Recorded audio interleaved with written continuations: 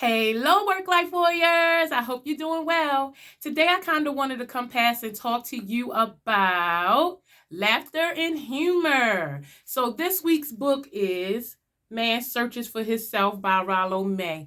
And something caught my attention, something that I was not expecting to be in the book. It's about laughter and humor. And I wanted to make a whole video dedicated to what he said and kind of discuss it.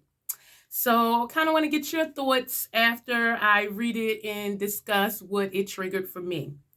So, again, he's talking about humor and laughter. It is not generally recognized how closely one's sense of humor is connected with one's sense of selfhood. Humor normally should have the function of preserving the sense of self. It is an expression of our uniquely human capacity to experience ourselves as subjectives who are not swallowed up in the objective situation. It is the healthy way of feeling distance between oneself and the problem, a way of standing off and looking at one's problem with perspective. One cannot laugh when in anxiety or panic, for then one is swallowed up. One has lost the distinction between himself as subject and the objective world around him. So long as one can laugh, furthermore, he is not completely under the domination of anxiety or fear. Hence, the accepted belief in the folklore that to be able to laugh in times of danger is a sign of courage. In case the borderline psychotics in cases of borderline psychotics, so long as the person has genuine humor, so long, that is, as he can laugh or look at himself with the thought, as one person put it, what a crazy person I've been, he is preserving his identity as self. When any of us, neurotic or not, get insights into our psychological problems, our spontaneous reaction is normally a little laugh, the aha of insight, as it is called. The humor occurs because of a new appreciation of oneself as a subject acting in an objective world. Now, having seen the function humor normally feels the now having seen the function humor normally feels for the human being, let us ask, what are the prevalent attitudes towards humor and laughter in our society? The most striking fact is that laughter is made a commodity. When we speak of a laugh, or one remarks that a movie or radio program has a such and such number of laughs, as shown by a computing and value recording machine, as though laughter was a quantity like a dozen of oranges or a bushel of apples.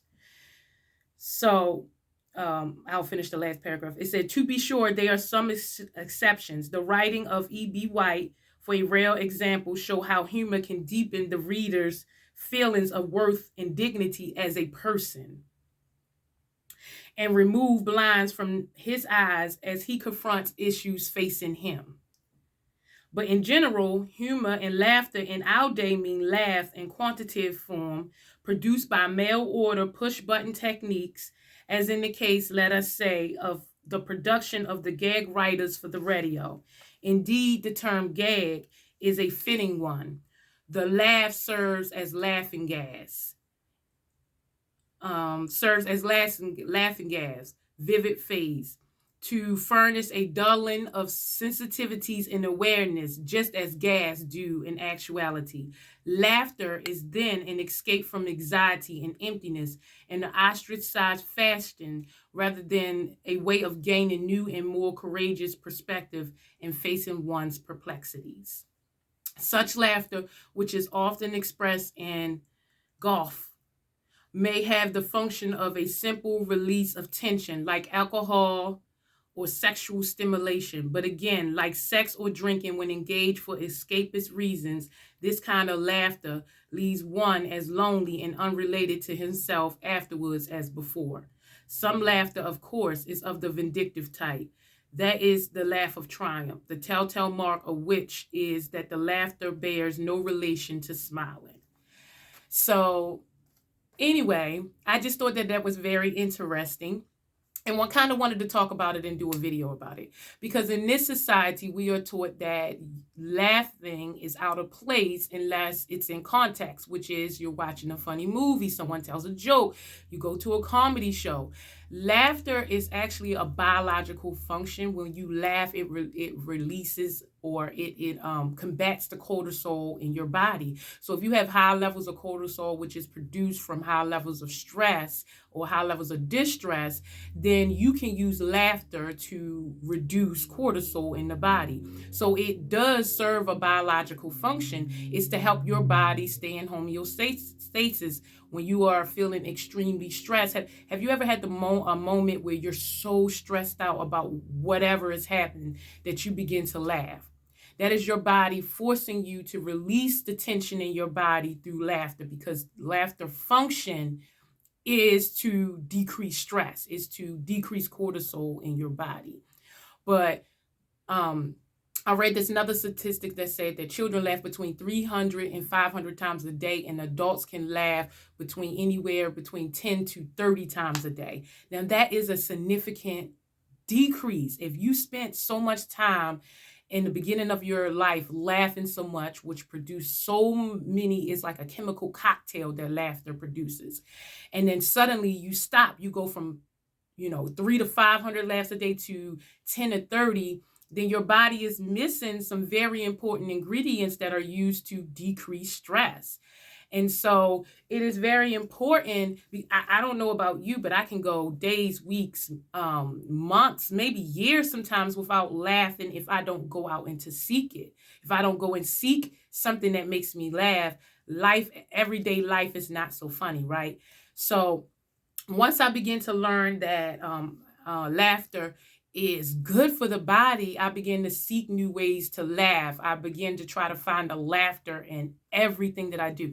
I started to learn laughter yoga because I also learned that your body cannot tell the difference between real laughter or fake laughter, or basically induce laughter through something that you're doing, induce self-prolonged laughter, as opposed to something that you find humorous outside of you. So you can get in control of your stress daily by practicing laughter yoga, by going into the mirror and just laugh for no reason at all. Just think of things to laugh. You can find humor in every situation because your body doesn't know the difference, but it still gets the benefit of laughter.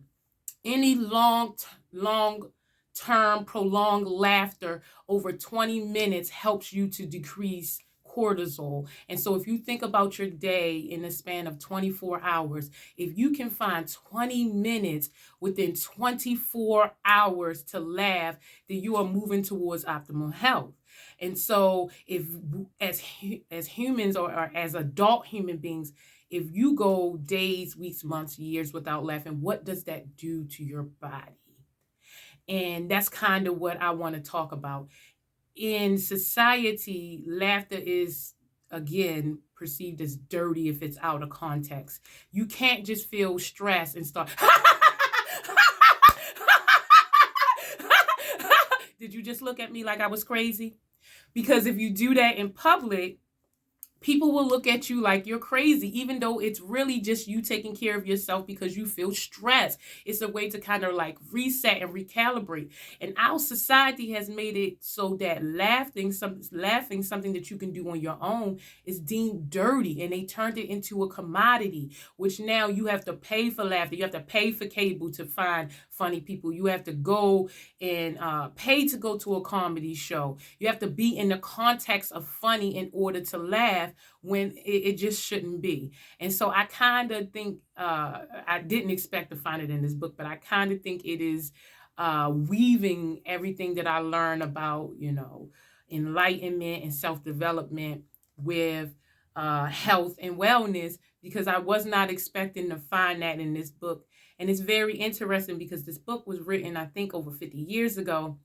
And to still have the same thing in society, although we know that laughter is good for us, to still have people in society that will side-eye you, give you a dirty look when you're laughing. I tend to walk around with a smile on my face. I have so much to be grateful for. So I walk around smiling. I'm alive, I'm living. And you would be so surprised how many people give me dirty looks because I'm smiling, or how many people will stop me and ask, what's your smile? What are you smiling for?